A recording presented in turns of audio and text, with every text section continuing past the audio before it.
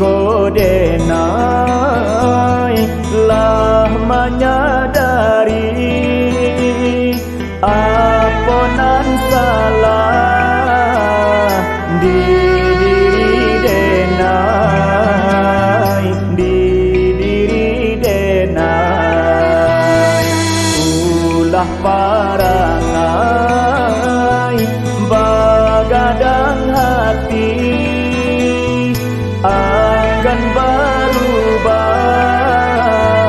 membawa sansai, membawa sansai. Kanan kuasa denai meminta hapuikan dosa nang salah moko.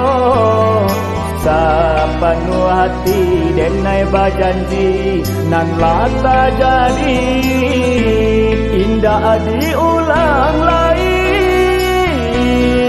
Mandai kandung maafkan denai kesualun dapat menggadangkan. Mandai kandung maafkan denai untuk salah munyo.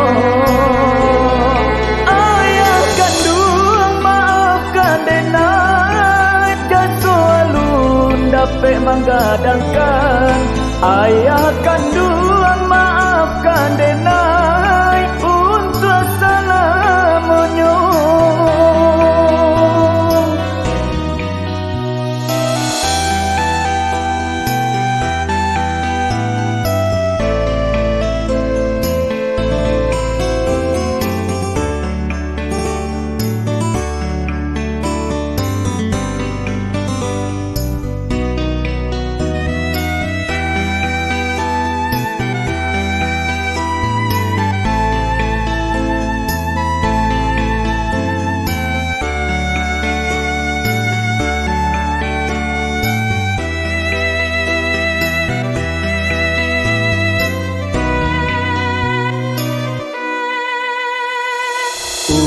Ulah parangai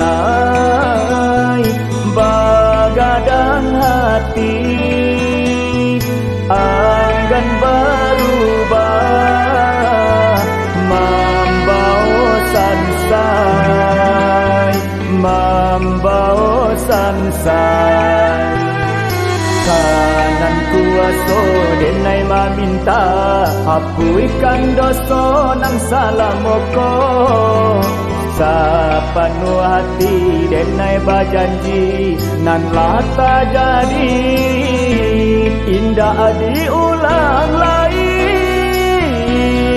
Mandai kandung maafkan denai kesualun dapat menggadangkan. Mandai kandung maafkan denai untuk salah munyo.